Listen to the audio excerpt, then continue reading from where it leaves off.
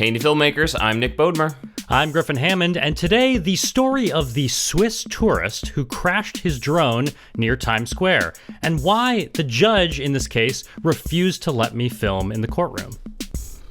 Hello, Nick. You were denied, sir. You were denied.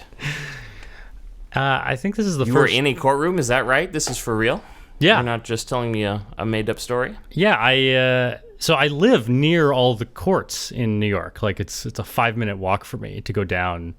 Mm-hmm. I did jury duty last year. I think ever since I did jury duty, I've been kind of interested in what are you allowed to do in the courtroom as a journalist? And, you know, especially since I'm so close, like, let me try going down there and shooting things and covering stories. Yeah. Are you familiar with the name Paolo Prosetti? I'm not. Is he a very famous person I should be aware of? No, he's not famous. Let me pull up his record here. There's a system. The New York State Unified Court System has an online system called Web Criminal. Ooh. And don't type in my name. Yeah, no, I don't think he'd show up here. But Paolo Prosetti, maybe. He is a 29-year-old Swiss national who was in New York as a tourist, and on October 21st of last year, it may have been the day before, that he crashed his drone into a building. A tourist is in trouble after crashing a drone through a window of a building near Times Square. His drone smashing through a window on the building's 21st floor. 29-year-old Paolo Prosetti was walked out of the precinct in handcuffs this afternoon and put into a waiting squad car. And I think this happened at night, because then the next day he showed up in the lobby of the building, because I think he could see that it had crashed and probably landed on a balcony on like the 7th floor or something. And so he showed up in the lobby and like asked about it, and then they arrested him. Oh, shouldn't have said anything there, Paulo. Right. Should have just walked away. Well, it's illegal to fly in Manhattan, right? You can't is. Just go launch a drone. Yeah, there's a lot of rules about why you can't fly in New York, but also the basic FAA rule is that you can't fly over people. And so, right, you've stayed in New York around that area of town a lot. What is it like? It's very crowded. There's a lot of people. I don't think you could launch a drone and not be flying over people. Right. But what's funny is there's a history of people around that area, especially probably just because that's where a lot of people stay. A lot of people flying drones like off their hotel balcony, like they're starting on the 10th floor, and then they lose control of it, probably because the wind is crazy or something. And well, I could see attempting this, like Right. It's not out of the realm of possibility that I'd launch a drone off of my hotel balcony and try and go get a cool shot and fly it back. I don't think I'd crash, though. Especially if you're a tourist and you don't necessarily know the rules. You may have even like just walked down the street and bought it at B&H, and you don't know that you're not allowed to do it. Okay, so he crashed it. He got arrested. Yeah. Now, he's not from the United States, so I'm assuming he fled the country when his return trip was over. Well, I think like he's arrested and he's immediately taken to some sort of court where they release him immediately, because it's not like he's violent and a threat to society, although he did endanger people potentially. But his crime is, if I can read this legalese, it's all like in abbreviations on the web criminal system. It's criminal misdemeanor reckless property damage in the amount of $250, I guess, or $250 or under property damage, I guess. So maybe not very significant in the eyes of the law. Well, that's good. So he's released on his own recognizance, and then I was tracking his case because I was very interested, and so I'm using this system to just keep an eye on when is he going to be in court again. And I think they skipped one of his court dates, and then they moved his court date to like January. So like months after the event. And I'm thinking, well, surely he's back home now, right? Like you wouldn't just stay in the U.S. for months. Wouldn't fly back or stay there for months, right? Right. Are you legally required to? Like, how does that work? Well, I don't know. So I can't even remember exactly what day it was. I think it was like January 10th. He's supposed to be back in court. So I decide I'm going to go, and I'm wondering if I can film in the courtroom. And you are potentially allowed to. Like, there's a section in the New York law that says in order to maintain the broadest scope of public access to the courts, to preserve public confidence in the judiciary, and to foster public understanding of the role of the judiciary branch in civil society, it is the policy of the United Court system to facilitate the audio-visual coverage of court proceedings to the fullest extent permitted by the New York Civil Rights Law and other statutes. So I guess I'm allowed to, unless they can come up with a reason for me not to. And there is a form called the application for audiovisual coverage. So I fill this thing out. I don't even know half of what I'm filling out here, but there's a part where you can check all the things you want, and you can televise live. I didn't check that. Videotape for later broadcast. I picked that. Use still photography for later publication. I checked that. And audio tape for later broadcast. I checked that as well. Okay. And then I'm told you just go to court. Like, you can't even know in advance if you're allowed to. You just have to go to court, and on the day of the case, just give the judge the form, and the judge will decide yes or no. If you can or not. Yeah. Now, are you doing this just as an independent freelancer? I know you've got some, journalist credentials in your background. How does that play into all this? Well, yeah. So I'm going just in my freelance capacity. I mean, I'm just doing this because I think like this could be an interesting story. Maybe I'll make something on YouTube. And so I get there, I get to court, and I've brought my miniature tripod. I have 2 GH5 bodies because I'm thinking best case scenario, they let me do this and I can set up one on a tripod that's just always rolling, and then I could put a long lens on my other one and take some photos and some video or something. I don't know. I wanted to maximize my ability. So I think I brought a couple long lenses. I must have brought the XLR1 adapter so I could record audio right into the camera. And that was my total gear. But when you get in the courtroom, there's like a TSA style security checkpoint, and there's signs everywhere that say like, you can't bring cameras in here. And so I know, like, I feel awkward already just holding a tripod. Like, this isn't allowed. This is gonna be fun, right? But I send my stuff through the security through the metal detector, and of course immediately, or not metal detector, the X-ray. Of course they see the cameras right away, and so the security guard just says like, "You have cameras," I think, or something like that. Or maybe he even asked me like, "Are you press?" Either way, he eventually just said like, "I need to see your press credentials," and so I happen to have, based on my previous employment, and I still do some freelance work for them, I have a badge that says I'm press. And this worked. I pulled this out, I showed it to him. He was like, okay, great, you're in. But I'm thinking to myself, like, in the US, anyone can be press. We have the freedom of the press. Anyone can decide that they are press. Like, I've done freelance for some press organizations where they just print me out like the worst badge. Like, they just make it like that day. Like, I don't think... like in Microsoft Word? Right. Like, I don't think press credentials are like an official thing, right? But it sure helps to have one that's laminated, probably. Well, that's what I'm thinking. Like, I mean, all a press credential really says is that I am authorized to work for this company. I'm sure it's better if your press badge says, yeah, I work for CNN, and maybe you're taken more seriously than I work for myself. But I don't think there's any reason you can't make your own press badge that looks very official, says press, and says, I work for myself. I'm a journalist. We're definitely making Hey, Filmmaker press badges just for the record. Yeah. That's why didn't I put Hey? I should just make one with Hey, Filmmakers on it. And again, I guess this falls into our category of we're not lawyers. Like, maybe I am saying something wrong. Maybe you're not. This is how Griffin and Nick go to jail for forging press credentials. Anyway, all right, so you're in the building. Yeah, well, and I think with your cameras. I think the only difference would have been, like, if I didn't have the press credentials, I think what they ask people to do, because they don't want regular people just bringing cameras in, they're worried that they would film and they're not allowed to.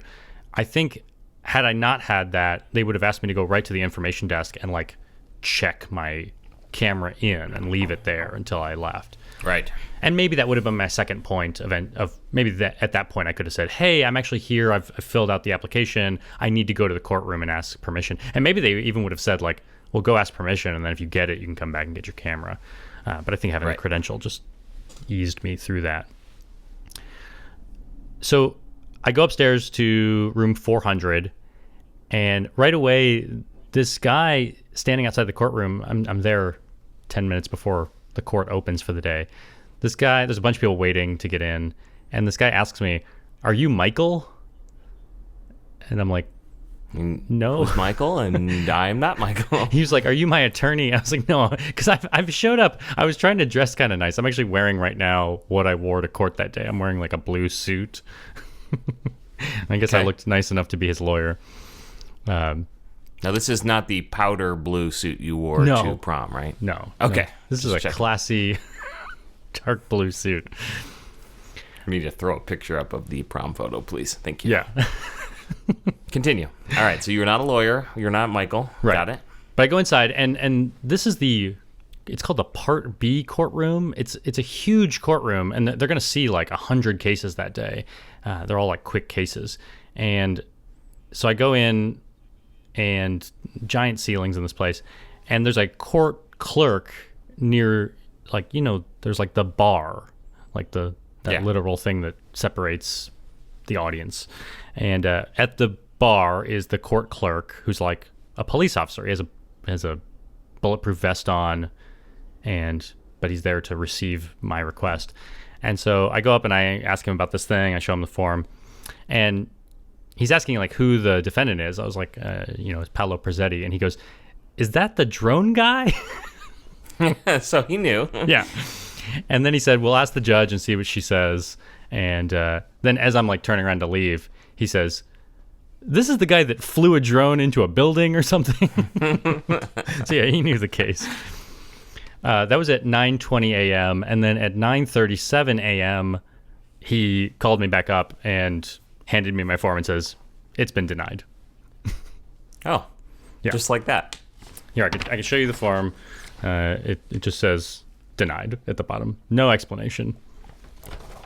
And that was denied directly by the judge in this courtroom. Yeah, Judge K. Pack. She didn't like my request. So this is what I don't know. Like, there's no explanation. He even asked me, like, as he gave it back to me, he was like, "Are you a freelancer?" And I was like, "Yeah." But it made me wonder, like, why would he ask that? Like, am I more likely to be approved if I'm NPR or CNN or something? Or I wonder, if someone who does this every day has a letter from the organization's lawyer explaining why they need access and why they should not deny it or something. I don't have a lot of legal weight behind me. I'll be your lawyer. I also wonder, like, should I not have asked for as much? Should I have only checked videotape and not video still or photography? something? Or should I have only have said still photography? I don't know. If I was really angry about this, I figure I could just file a FOIL request and, like... That's Freedom of Information Act, you're saying? Yeah, or Freedom of Information Law. I think it's different. I can't remember why it's FOIL. But actually, I don't even think it might not even be a FOIA thing. It might be like a different state law here for me to request records. I think I am allowed to request records. But I'd be curious to almost get, like, I want to see all the applications over the last 6 months. I want to know, like, which ones are approved and denied. How many are approved. You could almost get a sense of why. But so I guess the important question is, did you bring your colored pencils? So you could do your courtroom sketches? Well, I thought I'm already that's here. What you're down to at this point, right? I'm there. I mean, I can't pull out my camera, but I do have a pen and a piece of paper. And so I just sit there and I take notes. For the next 3 hours, I watched 32 cases happen. And I just started kind of writing down what was happening in case anything interesting happened. I mean, one thing that happened right away was maybe 20 minutes after I got there, this guy named Grantley was standing beyond the bar with the judge and his lawyer. And these cases were moving very quickly. This is almost like triage at the beginning of the life of these court cases. Like, they're coming in, and some of these cases are just being dismissed immediately because the state is like, we don't have enough evidence. And so this one guy, Grantley, he had a marijuana possession case, and I guess the state didn't have enough evidence, so they moved to dismiss it. And he is super excited. He comes out from beyond the bar just like pumping his fists. And he looks at me because I'm in the second row. I'm right the first row that I'm allowed to sit in, right behind the attorneys. And I smile at him because he's smiling kind of at everyone. And then as soon as he like catches eye contact with me, he decides to come sit down with me. and he's telling me all about how his court case was it was a terrible case, and he shouldn't have been arrested in the first place. And then he goes up to the court clerk because he's trying to figure out what is he supposed to do next. Does he need some piece of paper that proves that he was dismissed? And while he's up there, this clerk, the same guy that talked to me, he had seen that we were talking, and he tells this guy, he points at me and he says, "You can't talk to him." Like he's just saying. That seems odd. Yeah, that feels like a violation of my First Amendment. He can talk to anybody he wants, right? Especially if his case was just dismissed. Right. I don't know. Maybe he's saying he can't be disruptive in the courtroom with me. But if he wants to come sit next to me and whisper all about his case, I don't know what's the harm in that. Well, you got more Freedom of Information Act requests. Yeah. The only other interesting thing that happened was about an hour after that, a woman named Savannah gets up there, and it sounded like everything was going well. It sounded like they were telling her that she was going to get time served, like the time she had already served would be her sentence. But then she gets angry when she finds out they're going to like combine two of her cases, and she's supposed to like show up to court again, even though they're telling her like it's all going to be okay. I think they're just telling her she has to like come to court one more time to do the sentencing, and she just freaks out at this because she's so sick of coming to court. So she starts screaming, "I can't deal with this fucking shit. You don't make it easy for nobody. Like what the fuck at this point?" And she's just screaming until they remove her from the courtroom. And she get held in contempt. I assume maybe we might be doing a little more time now. I don't know. No, I think they just let it go. All of these cases were so quick, and I started to realize maybe this is why I'm not being allowed to film, because the court case would be over in 2 minutes, and maybe it's just not the nature of this particular Part B courtroom to have cameras in it. We haven't gotten to the crazy part yet. Paulo, did he show up? What happened? Yeah, like they're doing them in these random order. Like it seems like they're kind of just doing these court cases in whatever order the attorneys are available. And so I sit there for 3 hours, and they still haven't gotten to his number. And I don't see anyone in the courtroom that looks like they've traveled here from Switzerland.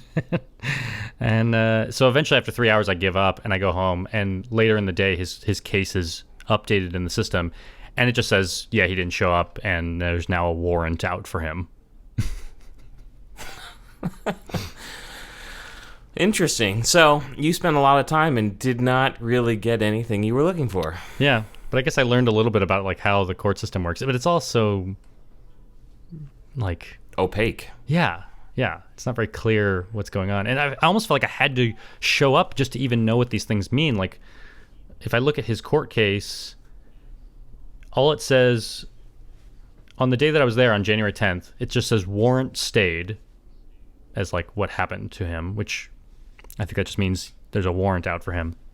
And then 8 days later, he's supposed to show up again, and I don't think he showed up, but it just says adjourned section 170.55, which I look up, and I think what it means is, I think what they're saying is he's kind of on probation for the next 6 months, and if he does something again, then he's in real trouble. But if he's not arrested again in the U.S. in the next 6 months, they're probably just going to let the thing get dismissed. I guess they're just saying it's not a big enough deal for us to like have this on his record for the rest of his life, and he doesn't need to be arrested next time he comes back to the U.S. Interesting. Yeah, if the warrant is stayed, that means it's like delayed. Like it's when you stay something, it's like putting it on hold. Yeah. Interesting.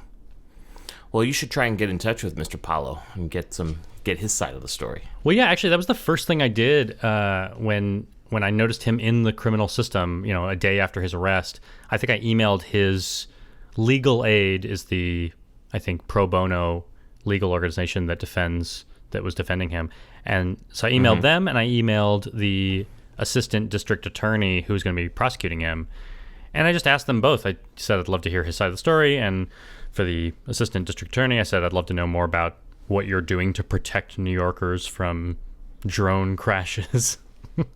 But neither of them got and you back received no reply. Right.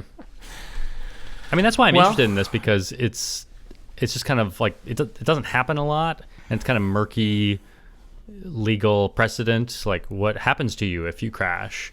I'm not even seeing people being prosecuted for flying. I'm just seeing people prosecuted for crashing, even though they're both illegal.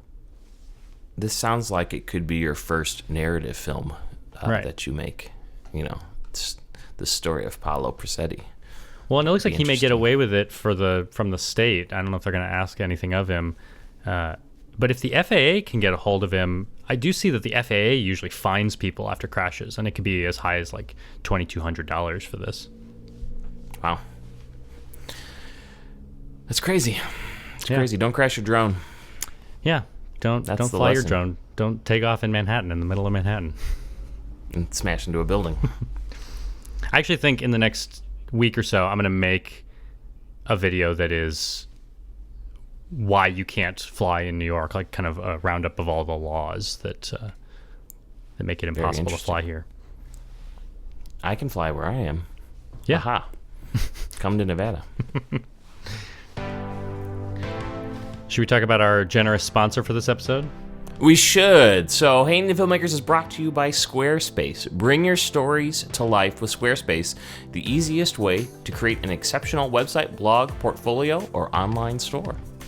So it's the beginning of 2019. I just did my taxes, or got most of them done, and so I'm kind of looking at all my expenses for the year. And would you believe it that I spent $2,400 on web services this year, or last year? Does that include things like Adobe? Yeah, I think I'm including Adobe Creative Cloud in Then there. yes, I believe it. I Yeah. believe it. But I And noticed that... Squarespace is a huge chunk of that. It's very expensive to run a website. No, actually, let's see. I spent $144 on Squarespace last year. That's $12 a month. Divide that by $2,400. So a full 6% of my web budget went to Squarespace. So it's not particularly expensive to run a website. And this may be the part of the year where you're thinking about your business, and if you think that having a website could help you grow your business, we do have a special offer for the Hey Indie Filmmakers audience. You can try Squarespace for free for 14 days, and then if you're wanting to buy something, you can get 10% off your first purchase just by going to squarespace.com/Griffin. Squarespace.com/Nick will give you nothing. Or at least it will credit some other Nick who is not us. So don't use that. You should have to pay 10% more on your first purchase.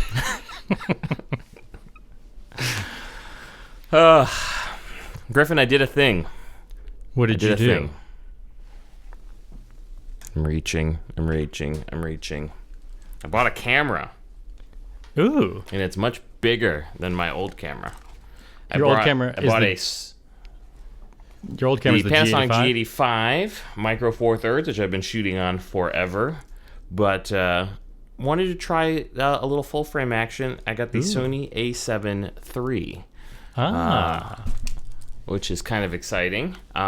First thing you'll notice is, guess what? Full frame lenses are way bigger. This thing is definitely bigger than my Micro Four Thirds kit, but was really interested to try it, mainly for photography, actually. Yeah. Just felt like I wasn't doing a lot of photography. The two things that really drew me to it are it's got crazy fast autofocus, and it's really good in low light, obviously being a full frame. And I just wanted to try that out with chasing the kids around. So. And you're filming this episode right now on your G85, is that right? I am, but this is probably the last episode that'll be filmed with the G85. I think probably moving forward, the A7 III will take over that job, which is going to introduce a few levels of difficulty, but we're going to work around this. Yeah, what about It's not quite recording perfect time for video. Yeah, it's got a 30-minute recording limit, so either I keep an eye on it and make sure I hit record again, or what I'm thinking I'm going to try is just using it as a camera and outputting HDMI to my computer and recording it there, so I can get around that recording limit. But yeah, that's frustrating. Well, this episode, we've been doing shorter episodes recently, so this episode may fit under 30 minutes. It would fit. Yeah, we're at 26 minutes right now, so we got to wrap it up. I'm curious, not to make extend that the work. episode too long, but I'm curious, just thinking about resale value. What did you buy? Do you remember what you bought your G85 for and what you're able to sell it for? Oh boy, I don't remember what I bought it for. I want to say maybe like $700 or $800. Does that sound right? That's like with a kit lens? That's with No, I think I bought it body only because I had all the Okay. lenses already. Oh, yeah. No, maybe I bought it with a kit lens and immediately sold the kit lens because it's a way to save a little money. Right. So that might have been with a kit lens. But yeah, I'm gonna sell it for like between $500 and $600, I think. All right. So you're able to recover like 2/3 of the cost of it or something? Yeah, and then Nice. I've got some lenses to unload, and the A7 III is $2,000, and I bought a Tamron 28 to 75 f2.8 lens, which is another $800. So not an inexpensive investment, Yeah. but you gotta do it right. Well, that'll be fun to like be able to compare our Panasonic and Sony experiences more on upcoming episodes. Exactly. Yeah, I was going through trying to figure out like what kind of lens would I need, and I was like, all that crop factor stuff I've basically ignored forever. It reared its ugly head, and I had to figure out, what am I used to? So like the 12 to 35, which is like my favorite lens on the Panasonic, I think would be a 24 to 70 on a full frame. That's correct. It's a 2x yeah. crop factor. So this Tamron is a 28 to 75, so it's a little tighter. And so Yeah. I realized probably can't use this Tamron lens for podcasting because it's not wide enough.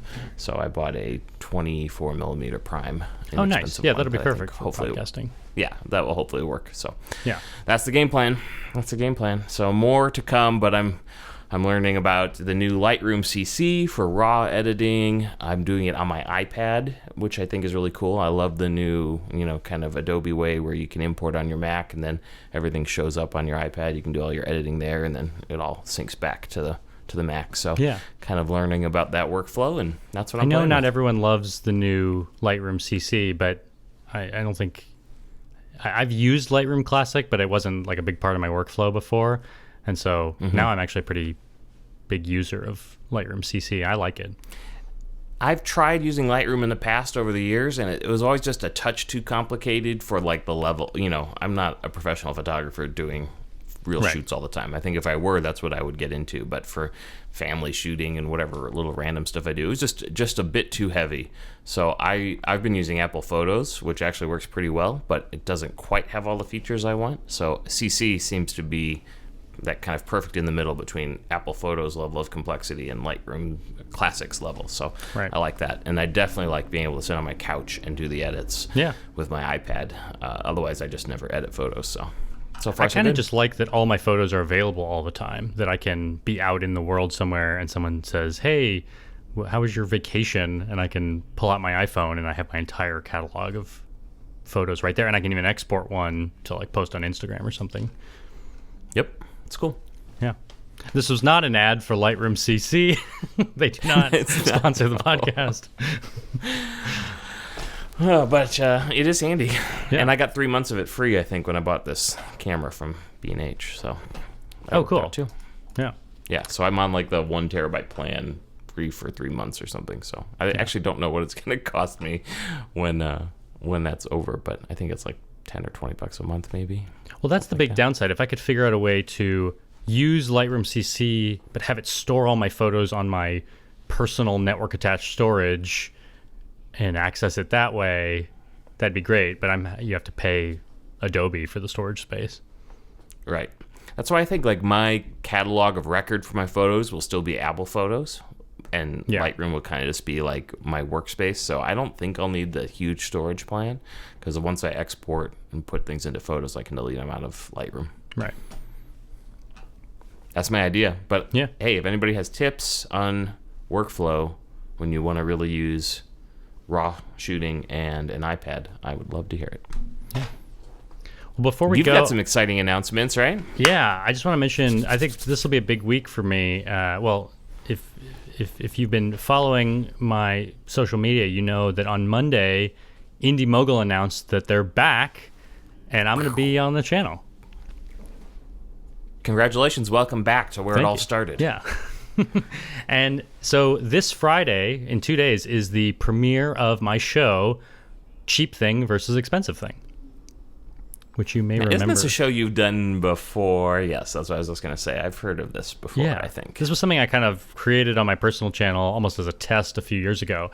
And over the years, we've talked about ways to make it into a bigger thing. And so now that Indie Mogul's coming back, they were looking for something to have me on, and this seemed like the right kind of show for Indie Mogul. It's a show about, like, the first episode on Friday is going to be taking a $1,500 drone versus a $50 drone, like a $50 knockoff of the same drone. It's a Mavic Pro versus its $50 knockoff. You didn't fly them in New York, did you? I flew them in New York State, outside the city where it's legal. Okay. Because we know what happens. You'll have to run to Switzerland. Right. You get arrested. So that's happening And on you got Friday. one other announcement. Come on. And then also on Friday, I have a film coming out. It's called Argon, and it's about neon lights. Actually, it's about argon lights. Argon being a noble gas? Do I have that right? Yeah. Yeah, you've probably heard all about neon science lights, class. but maybe you don't know much about argon lights. Ooh. So I have a short, like a 5-minute or 4-minute documentary about how to build those. And where can we find that, or do we not know yet? Well, you can look for my new show on Indie Mogul. So be sure you're subscribed to Indie Mogul and turn on notifications. And same with my channel. Just if you're subscribed, and maybe you want to click the notifications on to make sure you see it first when the film comes out. Is that what the bell means? You see that at the end of every YouTube video where people are like, click on this, please. And I don't even know. I don't understand anything. That's all it is. Yeah. You can. And notificate, like I'll get a push notification? Yeah, I think on your phone it's a mobile notification. I don't know what it is on desktop. If it's Oh, I see. So I just went to youtube.com/Griffinity, where we host this fine podcast. I'm subscribed, but the bell is not lit up. So if I click the bell, light up that bell. Light up that bell. Now I get it. Now you'll cool. know when it comes out. I love it. I love it. I love it. Yeah. Anything else, my friend?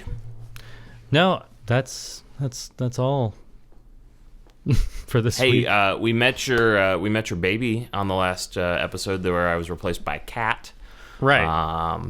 Yeah, this is the first time since Peter was born on that Mr. Peter. Yeah. you and I are together on the podcast again. Should we turn the podcast into a parenting podcast now? I don't think the audience cares about that. I think some of our audience would not mind. We should do a spin-off podcast. Yes. Yes. Where, like, I tell you all the things I've done wrong with my children, and then you can correct that and actually raise a good child. Oh, poor Nick's children. It's sad but true. No, they're okay. You know, They'll be fine. Hey, I haven't. I've got 3 kids, but I actually have a 4th on the way. So we're gonna have little baby kids the same age, basically. 6 months apart or so. Thanks. Yeah, it's funny to talk about. Oh, news it's that, like a competition. Which kid will be better in 20 years? It's like we're competing. Yeah, so we mentioned this today, and in 20 years we'll come back with an episode where we check in on the Follow-up status of our episode. children. Yeah. We'll rate them via some sort of numeric scale. I feel like I'm not giving you $10. proper congratulations for your 4th incoming child, just because No, once I've known about it. you've already had 3 and you're going to 4, nobody cares. They're just like, oh, great, you have more kids. Yeah. But I think this is news to our audience. You haven't shared this broadly. I have not shared. No, Yeah. yeah, very exciting. Very exciting. Keep them coming. That's what I say. All right, my friend, we should wrap it up. Yeah. So lots of new We're videos well coming over out my next week. 30-minute limit. And then I think you and I will probably be back with another podcast episode in the next week or so. Love it. Take care, everyone. Bye-bye.